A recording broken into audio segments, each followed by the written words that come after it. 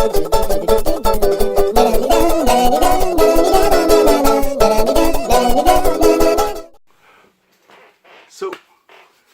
another pickups video. This is all my thrifty finds and purchases from, let's say, the beginning of March until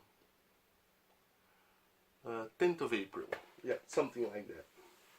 So, first up, a buddy of mine bought a huge lot of Amiga computers and stuff from somebody, I don't know who. And he had a lot of things he didn't need, so he asked me, "You want to come take a look?" I said, "Sure." And first up, I picked out 4 PS1 titles: Space Debris, Galaga, this one is missing his manual, Atari Anniversary Pack,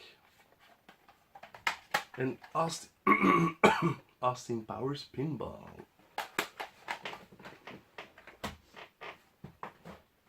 The second thing I picked out was this Spicky. Already replaced the keyboard panel. It has a ZX Interface 1 and comes with a perfectly working micro drive, which is actually a drive which uses mini tapes. The tapes still load, like they still say what's on the tape, but the programs themselves have been corrupted. It's what happens. It was a really unreliable medium even back in the day. So these are 4 of the tapes, and as you can see, it's like a really small tape. Apparently the tape stretches over time, and that corrupts the data, which is kind of logical.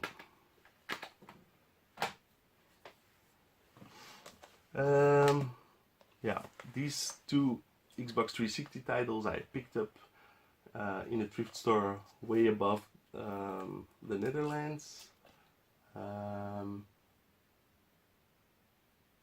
Yeah, they were $2.50 a piece. Too pity.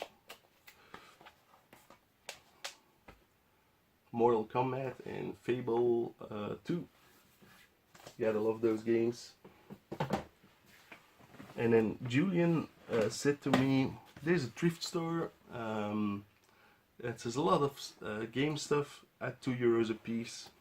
So I went there and I picked out some Xbox, original Xbox titles: Reckless, the Yakuza missions, Max Payne 2, The Fall of Max Payne, Miami Vice, and the Rockstar Games double pack, Vice City and Grand Theft Auto 3, which is cool to have, I mean, in this pack. And this is a thing that Julian actually bought for me, Excite Truck, and he paid also €2 for it. It's a launch title on the Wii, I believe, so I traded in the Jurassic Park for the Master System I got in the previous video.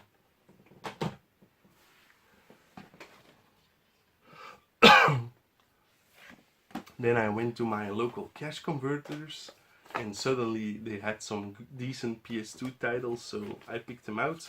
This was actually the first one I saw. The Nightmare Before Christmas, Oogie's Revenge. I believe it was reviewed quite well back in the day, and yeah, it looks pretty sweet. €4. Then Orphan, Scion of Sorcery, which I believe is an earlier RPG for the PS2, €3.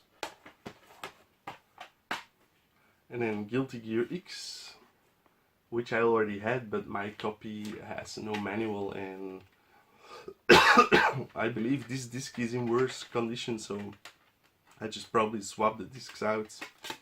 Yeah, my disc looks better. But also €3, not a bad deal.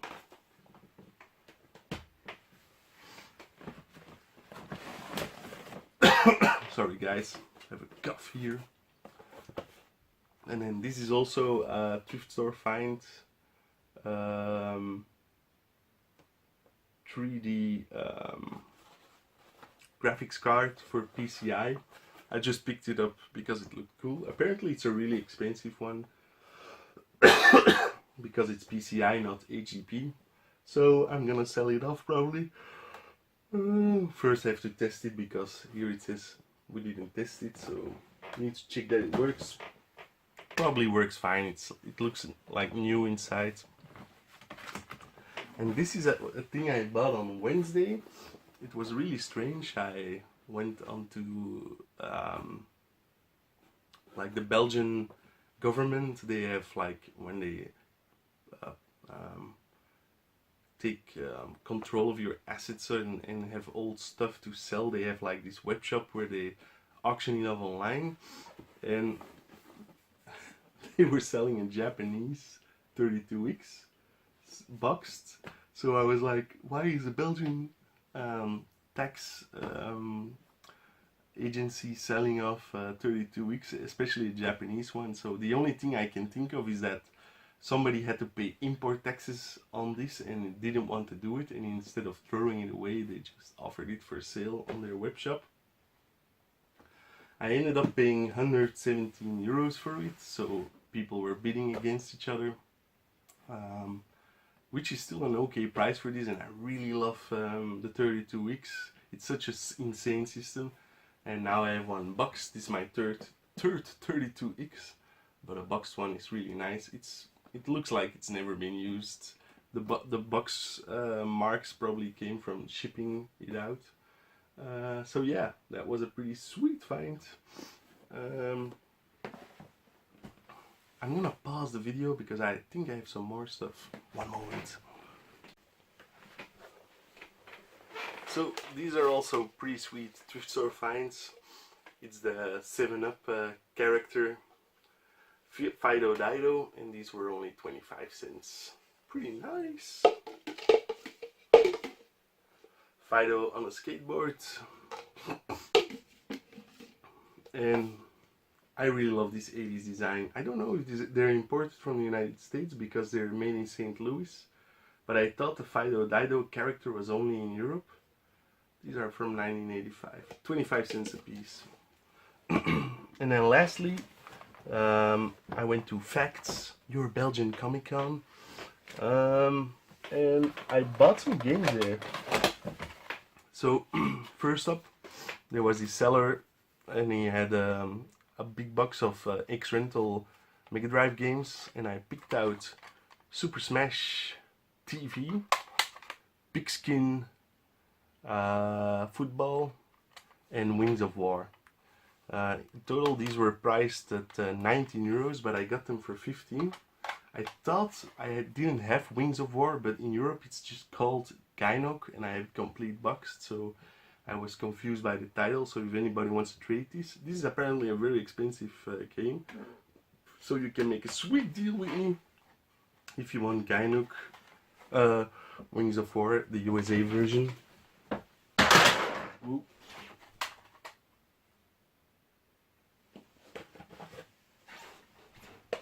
Why is he walking away from the video? Well, I'm especially pleased with my copy, my Genesis copy of Smash TV, because I had this empty box for a very long time. So,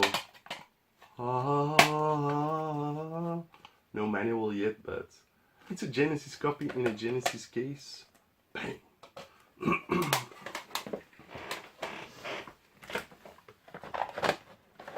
So another seller I often visit. His stock is dwindling. He's starting to focus more on pups, but he still had some decent NES games. Adventure of Lolo, Wizards and Warriors 3, and Puzzle. What a good name for a game. List price was 35, but I got them for 30. And then this entire lot is from a buddy, from a Facebook deal, but I only got it at Facts. It was 26 for the lot. It's George Foreman's KO Boxing, Super Bowling, strangely enough developed by Technos, The Mighty Morphin Power Rangers the movie, Lamborghini American Challenge, Tom and Jerry, And we're back, A Dinosaur Story. So you see, I'm really buying up the crappier games just to fill out the collection. And then another thing from Facts are these posters. They were free. So you got the Stormtrooper guy here.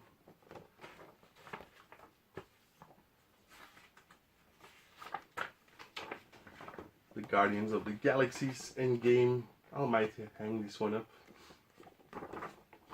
Even though I'm not a big Disney, like Star Wars fan. And a Vader one. And since I haven't finished the competition yet, I will include the extra Vader one I got in the box of cool goodies. So, this was it. Hope you guys enjoyed. See you guys later. Wait, this wasn't it. I forgot to show you guys something very important.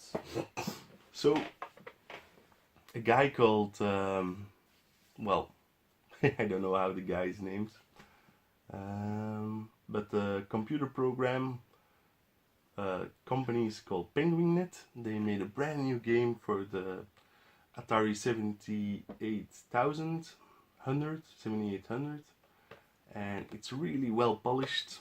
The game itself is really fun actually. I mean, sometimes you can have this with homebrews that, well, it looks good, the packing is alright, but the game is kind of boring. Well, this game is really fun. He kind of cheats in a way that he uses bank switching memory, but in the design of the 7800 that is included. So it's not because Atari never did it because they were cheap as mofos that other people aren't allowed to do it. And he also included extra sound processor. Now, some games on the Atari 7800 also included a sound processor.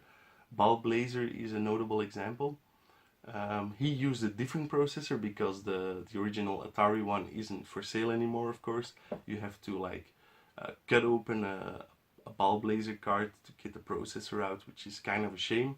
So he used a different, more modern processor, but the sound is really awesome and 8-bit. It's quite an expensive game. It was 60 euros, 25 shipping, and then I got bumped by the tax man, so it ended up costing me like 120 euros. But all in all, it was pretty worth it. It's such an awesome and cool looking product, and I really couldn't. I mean, I really had to have this in my collection. So this is the end of the episode. Bye. See you later.